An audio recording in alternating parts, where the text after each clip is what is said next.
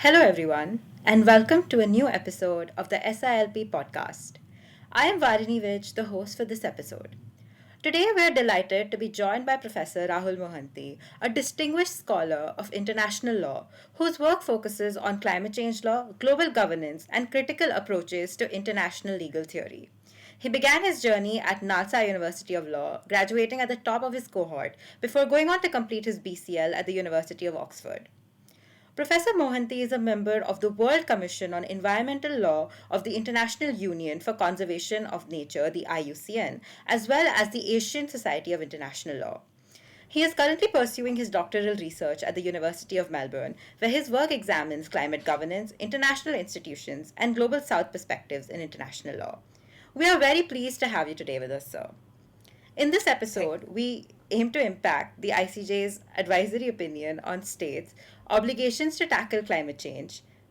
The opinion confirmed that international law requires states to prevent significant harm to the climate, and failure to do so can trigger legal responsibility. We will discuss various aspects of the judgment, including its impact on current climate change negotiations, how it reshapes state obligations through due diligence, and raises questions around fossil fuel regulation and reparations. We will also situate this opinion within broader debates on global inequality and its ongoing implementation at the United Nations, especially from a global south perspective. Thank you for joining us today, sir. Thank you, Varini, for inviting. It's great to be here. It's a really interesting podcast that you have. Thank you, sir. So let me start out with the questions. To begin, could you briefly give us your opinion on the climate change advisory opinion? Although it is being described as the most significant development in international climate law, are there any practical effects to it?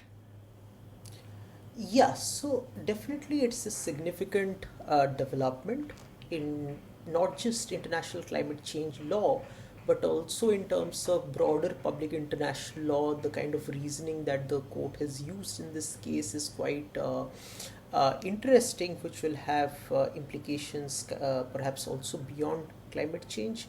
It has also it is also likely to impact some ongoing domestic litigations in some countries. It is likely to impact some other negotiations, some other climate actions and advocacy that is happening elsewhere. So, in that sense, it's definitely a significant legal development. But as you know, in international law, particularly judgments of international advisory opinions, rather, of international court of justice, they are not technically binding. This is at the end of the day an advisory opinion. So it doesn't, in that sense, from a very positivist standpoint, it doesn't Right. add the law. It doesn't say anything or put any new obligations that did not already exist in international law. However, it is significant in the sense that since it is coming from the International Court of Justice, also popularly understood as the World Court, being the primary judicial organ of the United Nations, it has immense discursive value. Uh, in the future, whenever there is any discussion around any legal obligations on states regarding climate change, whether it is in the context, in an academic context, in a policy context, in a domestic judicial context, people are going to refer to this judgment. So, in that sense, it's a very significant judgment. In terms of practical implications, of course, we'll continue to discuss this, I suppose, further. In terms of practical implications, we may not see immediate changes except for maybe a few domestic litigations which are already ongoing where this case may be cited, and again it depends really on how receptive the individual judiciary is to judgments of international courts. But in any event, it might not lead to an immediate sort of a direct impact on many things, but it is definitely going to have a long term indirect impact on many of the climate movements and advocacy that is happening worldwide. Right, sir. So, my second question is that in the judgment, the ICJ places strong emphasis on due diligence grounded in the best available Right. science, including the IPCC findings. How does this shift climate commitments from a political discretion to legally reviewable obligations? Also, in your opinion, is this due diligence standard sufficient for climate change? Okay, thank you for that. So, in terms of due diligence, now due diligence is not a new standard in international law. So, the standard of due diligence has been there in international environmental law and even beyond international environmental law, generally in international law, since quite a long time. So there have been judgments about prevention of transboundary harm, the obligation to take, exercise due diligence to ensure that anything that you do in your sovereign territory does not end up negatively affecting another country's territory. So that is where the idea of due diligence comes from, linked with the idea of prevention of transboundary harm. Generally, ideas of linked also with ideas of sovereignty. What the innovation of the court has been, and to that extent, this was a very deeply contested issue in this case, was that whether climate change law, international climate change law, is self-contained and lex specialis, to the sense that the general rules of due diligence would not then be applicable. So many countries argued, many developed countries and emerging countries such as India also argued that we should understand international climate change law as a very self-contained area of international law, which is lex specialis to general international law, self-contained within the UN Framework Convention of Climate Change, Kyoto Protocol, and Paris Agreement. And these three treaties should be the lens through which we view any international climate change obligations, and we should not import the standards that are applicable under general international law or under broader international environmental law. Now, that is the argument that has been rejected by the court here. So, the court has very clearly said that international climate change law is not lex specialis in that sense. General rules regarding due diligence are also applicable. Yes, of course, what are the standards of those due diligence depends a lot on the contents of these international climate law treaties, and depending on the facts and circumstances of each case. But it linked international climate change law with the broader standards of due diligence that are applicable in international law. So now, coming specifically to your question about legally reviewable standard, yes. So the implication of this is that it's no longer absolute unfettered discretion or just a non-reviewable political commitment that is there. So to that end, so it's many countries, as you may know, already do review their climate change commitments. By countries, I mean domestic courts. So we have domestic courts in Netherlands, many other European countries. There are domestic courts elsewhere which have tried to legally review, at least see whether the contents of the country's NDCs, their nationally determined contributions, etc., are in line with Paris Agreement goals and so on. So already some countries were doing it, but there was also one strand of argument that courts should not be getting into this. So this idea of linking climate change obligations and putting a due diligence standard is going to help those courts, which are at least going to help the arguments that courts are able to are entitled to review whether a country is taking adequate measure, whether that minimum due diligence standard is going to be met.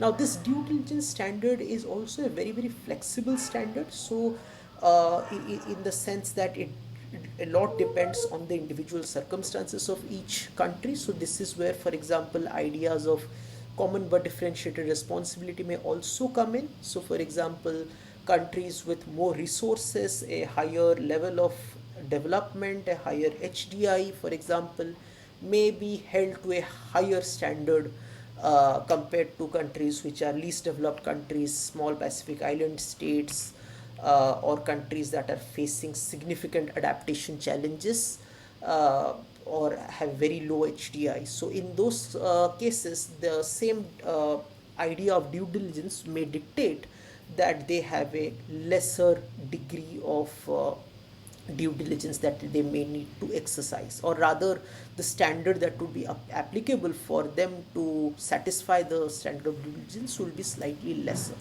So this is going to push a door for greater judicial review, whether that judicial review comes from some regional courts, or sort of signaling the domestic courts to engage in their own review. But as you rightly pointed out, this is going to help. It's a rejection of the argument that this is entirely a political act, or this is an entirely discretionary act of governments, and it is not legally reviewable.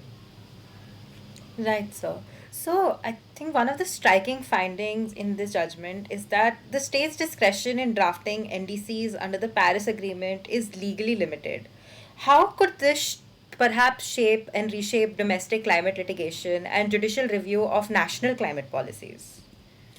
Yeah, so this is just related to what I was saying, that if we link everything to a standard of due diligence, then that all, and the due diligence standard is also linked to ideas of CBDR, then that means that every country must do its fair share towards mitigating climate change. And also, another very significant aspect of the court's judgment is that the court has very clearly said that, legally speaking, the standard, that the goal that all countries are bound to pursue is the 1.5 degrees Celsius from pre-industrial levels standard. So it's not 2 degree, it's not 3 degree, it's not somewhere between 1.5 to 2 as many others were suggesting.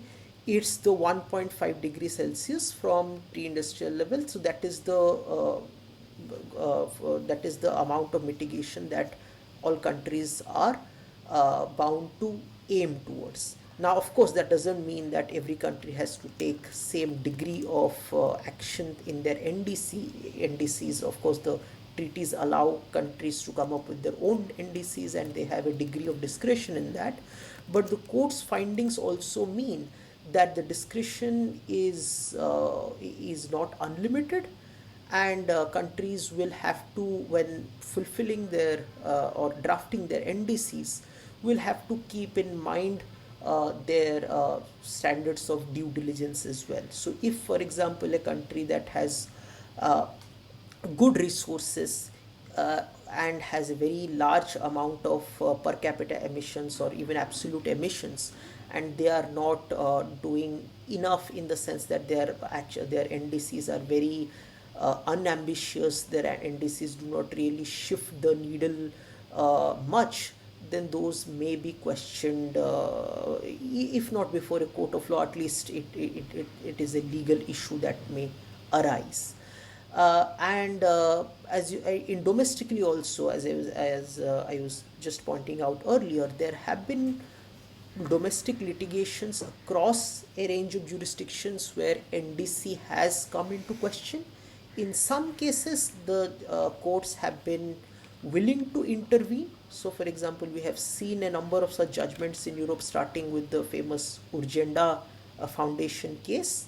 But there have also been cases where the courts have stepped back and have not really gotten into a deeper review of NDCs. So now, a finding such as this is perhaps going to help domestic courts. Of course, a lot depends on what the court standing is under their own domestic constitution, but it is definitely going to have a effect in encouraging courts to have a deeper look into NDCs and perhaps also review NDCs where it may be necessary. Now, the degree of review may differ from country to country.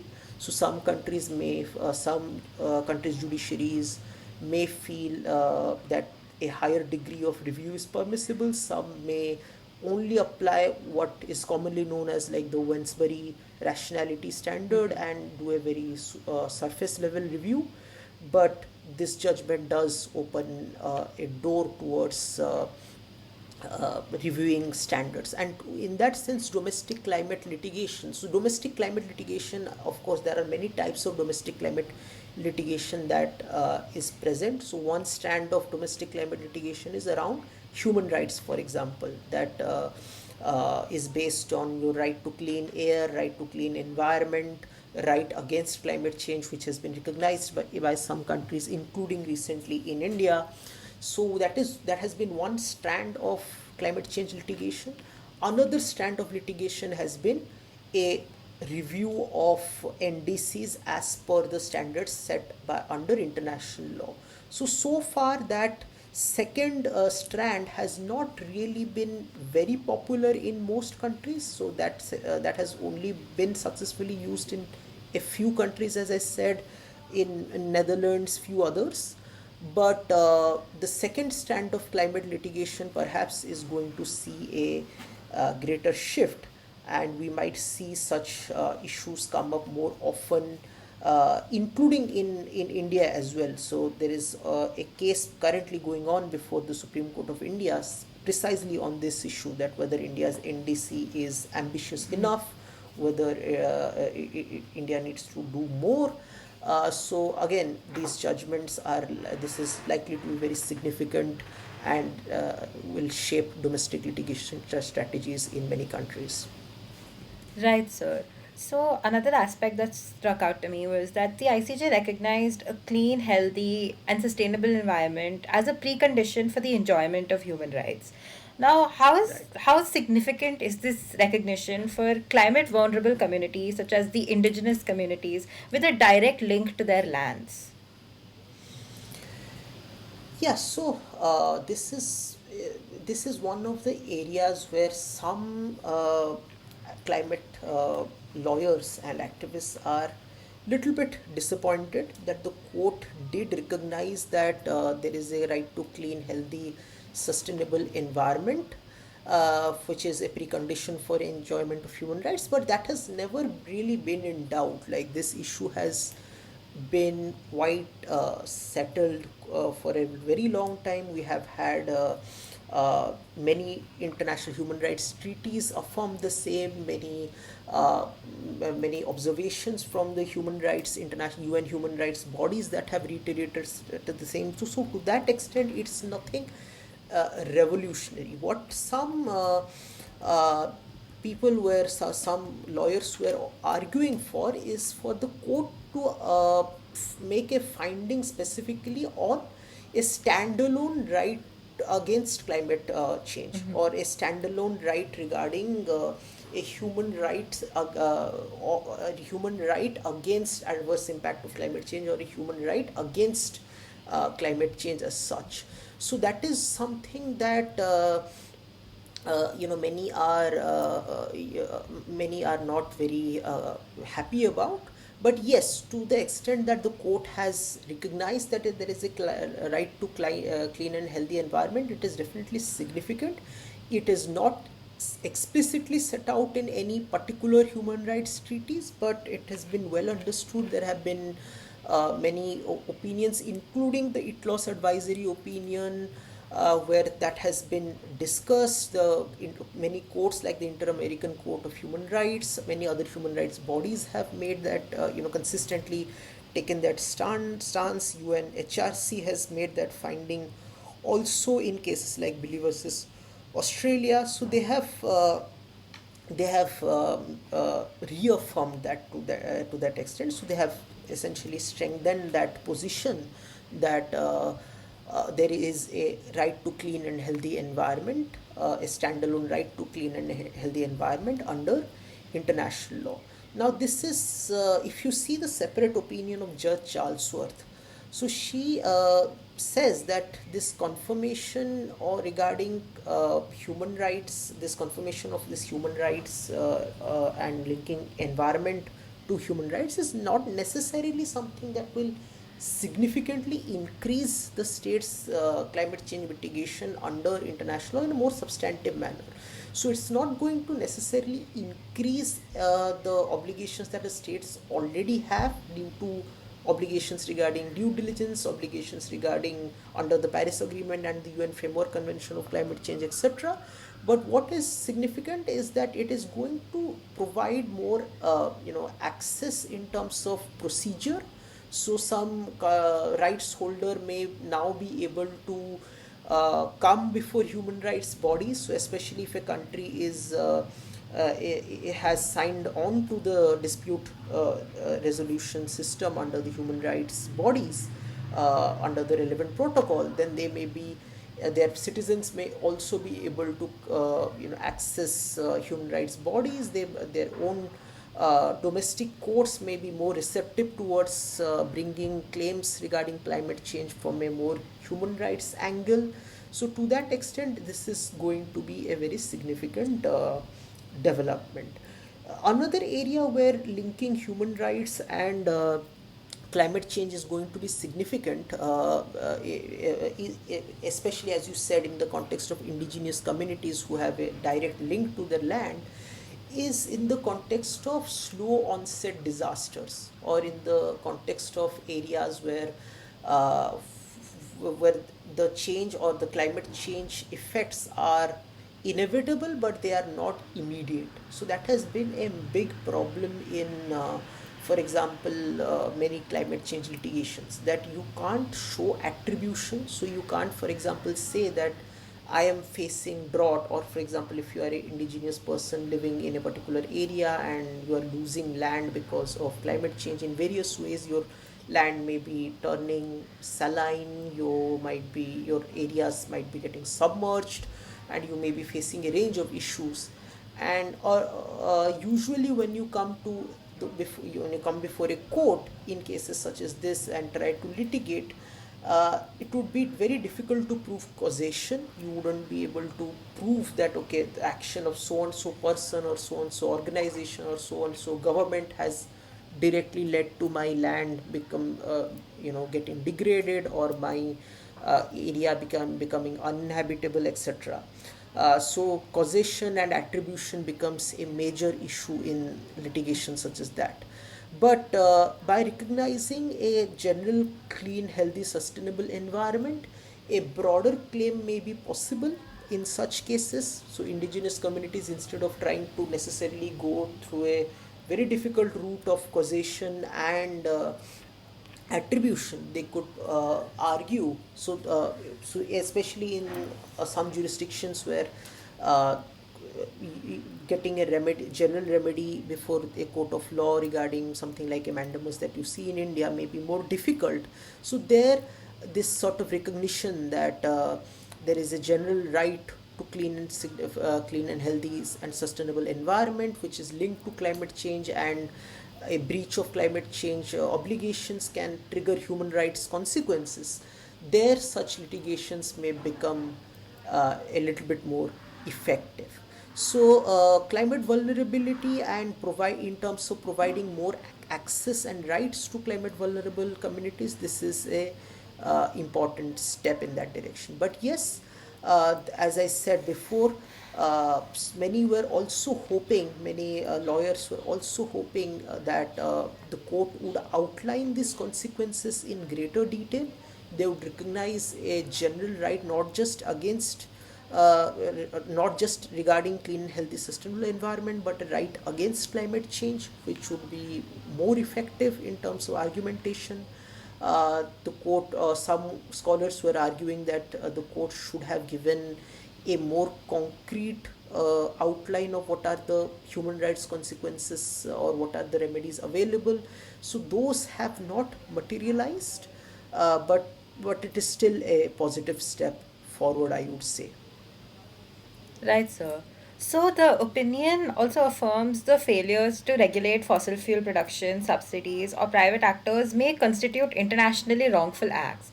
Now, how realistic is this prospect of reparations or maybe compensation, these the claims that emerging from this framework? In the present international issues that are currently going on, it's very unrealistic.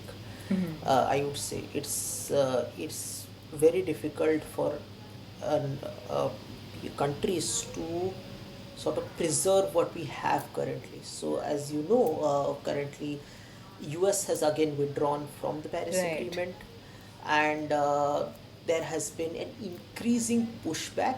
And the problem that many countries are now facing because of this sudden withdrawal of US and breaking down of globalization and global supply chains to certain extent is that countries are now trying to ensure energy independence. So countries are now thinking that it's no longer uh, possible for us to rely on other countries to ensure our energy needs, because countries have seen already what the consequences of such over reliance can be. So now many countries are trying to secure energy independence by any means possible, whether by diversifying their energy mix, procuring energy from multiple countries instead of one major supplier. So in that complicated international arena, the issue of compensation reparation really takes a backseat. Instead, what countries are now likely to focus on is trying to build other supply chains. So this is definitely a opportunity for countries to push for greater renewable energy. So one argument that can be made is that countries should push for renewable energy, not just because of climate change, but also because it is going to give them a greater degree of energy independence. They will no longer be rely on buying oil and buying other energy from foreign countries. So that is one good thing that have, in my opinion, has come out of this whole issue. But in terms, coming back to your specific question, that this opinion, whether its finding or its statement that failures to regulate fossil fuel production, etc., can constitute international wrongful act. Yes, but as of now, I don't think the focus of the negotiation, whether it is in the COP or elsewhere, is really on reparation or compensation claims yet.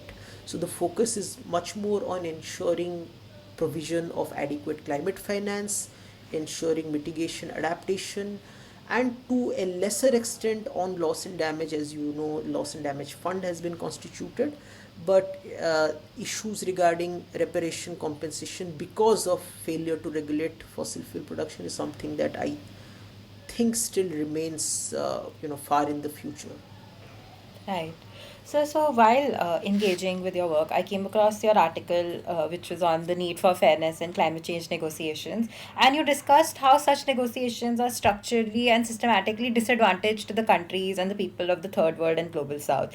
And I feel like we've seen a practical, a demonstration of this because as of February 2026, there has been a major struggle at the UN by over a Vanuatu-led resolution to implement the ICJ advisory opinion. Now, what effect will this have over the skewed power dynamics between the first world and third world nations? Yeah, thank you for that. Thank you for reading my work. Yes, sir. Yeah, so first of all, what many miss is that this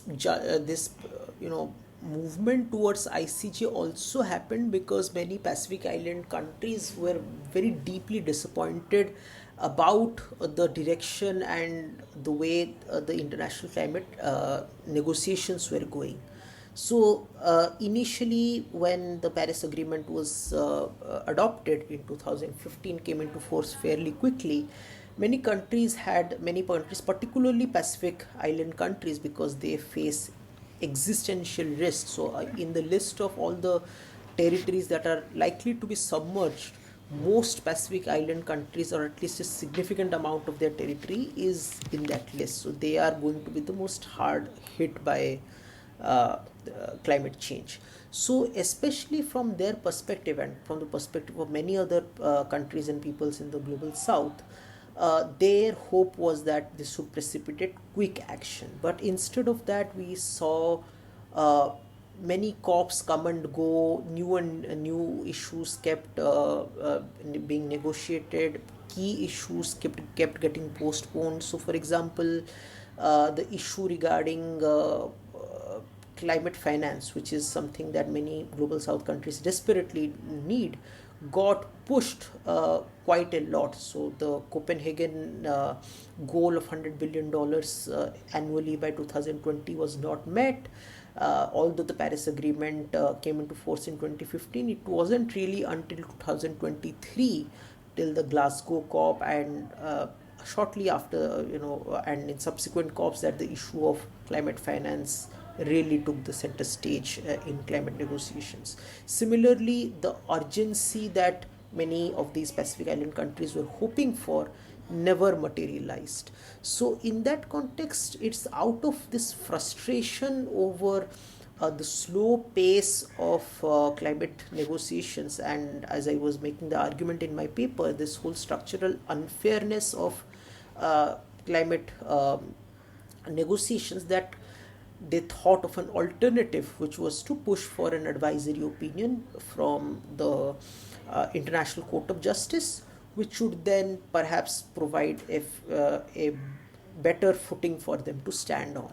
So, to that extent, this does help them, because getting a very clear opinion from the International Court of Justice does provide their argument with a much more legal basis, and it's going to make their argumentation or their negotiation relatively easier. But again, the issue is that even when they have a judgment of the ICJ in their favor, it will be very interesting to see what kind of resolution gets adopted, because as of now, the resolution, yes, there is a zero draft which Vanuatu and some Pacific Island countries have proposed, but we don't really have the draft in public yet, and it's likely to undergo a lot of changes. And I will be surprised if of course, in all likelihood, a General Assembly resolution supporting the ICJ's ICJ's advisory opinion, and calling on this all the states to implement that, is likely to be passed. But the language, will have to see what language gets passed, because usually the strongest language that the General Assembly or any UN organ uses is demands. So, for example, there might be a resolution which says the United Nations demands countries to do X, Y, Z, which is considered a very strong language. On other hand, softer language like calls upon, invites, these are softer languages. So, there may be some semantic changes that may happen during this negotiation. But the point is, again, even if such a resolution is passed before the UN General Assembly, again, UN General Assembly resolutions are not exactly binding on countries, other than maybe saying that this is evidence of customary international law. So, to that extent, the structural issues regarding fairness and skewed power dynamics continue to remain, because it is not likely to immediately change any power dynamics in terms of how negotiations happen before all the climate bodies. It might, as I was saying earlier, provide a stronger basis for global south countries to argue or demand certain things. But as we can see, bigger countries like US can always flip the table and walk away. So that gives them a huge amount of power dynamics in these negotiations, which is not really going to be reversed by this judgment or by UN General Assembly resolutions. So with respect to that, we are seeing significant political pushback in this month, with some superpowers like the United States calling this resolution UN overreach. How can Right. international law do more to fulfill this gap? Sorry, thank you for that. So, in terms of UN overreach, so the argument regarding UN overreach by the US is not just limited to climate change, it's a broader argument that US has been making, especially in the last year or so, and they have a very different view of how they view sovereignty and international law. So they view sovereignty and international law in a very transactional and a very bilateral sort of sense, where they see that any sort of any sort of international organization having any power is considered as a threat to their sovereignty. So, of course, if you see very objectively, the UN climate treaties are is an example. The Paris Agreement, in particular, is an example of a treaty which has very few direct obligations of outcome, or direct obligations which bind the countries to do something concretely. So most of their obligations are obligations of conduct.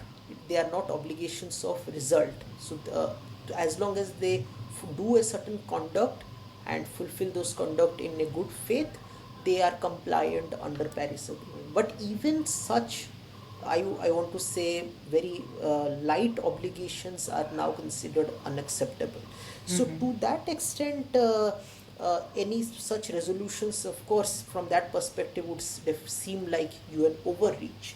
But in terms of international law, from a legal perspective, it's a routine matter. It's not really an overreach. You have the General Assembly asks for it, because in this case it was the General Assembly which has asked the court to give a advisory opinion. The court has given this advisory opinion, and the General Assembly will welcome that advisory opinion, or will have a discussion on that advisory opinion and pass a resolution. It's perfectly routine. There is no overreach involved. But as I said, it's there is a very different sort of idea about what constitutes overreach, what constitutes, what should be the role of organizations such as UN in the minds of US and few others presently. So that is why they are reacting in such manner. And in terms of tariffs and economic measures, again, that has become a new way of coercion to so at coercion, not in the articles of state responsibility sense, because that implies that there is some sort of physical coercion, but there is definitely a great degree of economic coercion that is being used to achieve certain goals. And international law, at least presently, is facing a huge crisis because of this. So it's not easy for international law to immediately push back, but yes, international law does provide a framework. And I think recently the Canadian Prime Minister Mark Carney had pointed out that there is a need for other countries to band together and push back against such economic coercive tactics. So that needs to be done. Other countries need to rally around international law. They need to rally around the United Nations and reaffirm them if international law is to sort of reinvent itself and continue to be relevant in times such as this. Yes, sir. So, lastly, speaking of the zero draft resolution, the zero draft resolution proposes an international register of damages, which is basically tasked with evidence gathering on climate related damage, loss, or injury, and an international mechanism for climate reparation. How would Right. such a registry change the way loss and damage is handled at future COPs? So presently there is a loss and damage fund which has been constituted, also which is linked to the Warsaw International Mechanism on Loss and Damage. So there is a parallel mechanism that is already there under the UN Framework Convention and the Paris Agreement framework, the Warsaw Mechanism and the Loss and Damage Fund. But the Loss and Damage Fund has a very limited amount of funds. It has very limited amount of funds, which is definitely not enough to uh, really compensate all the losses and damages that are already happening and are likely to happen in the future. So if there is an international register of damage which has a which has very transparent mechanism, and it sort of records all the loss and damages that have happened in a clear, fair manner, then that can also inform the activities of the loss and damage fund. They can, for example, use a mechanism of triage to find out what loss and damages are more immediate and more significant to compensate, how they should compensate different loss and damages in different countries, what should be the standards used. So international register of damage, something like a IPCC equivalent, which is a non sort of political body consisting of experts to calculate and register loss and damages, it can definitely be very helpful to that extent. But yes, it needs to be designed in a way which will integrate with the Warsaw International Mechanism and the Loss and Damage Fund, which are already there, rather than sort of working in cross purposes. All right, sir. I think that was our last question. With this, we come to the end of our podcast. Thank you so much, Thank you sir. so much. Yeah, thanks for inviting. It's been really interesting and very interesting questions. I must thank you for that. Thank you, sir. This conversation has really helped us understand the nuances of the ICJ's advisory opinion, and it has been incredibly meaningful for us to learn from your perspective. We are truly grateful for your time. Thank you so much, sir. Thank you so much.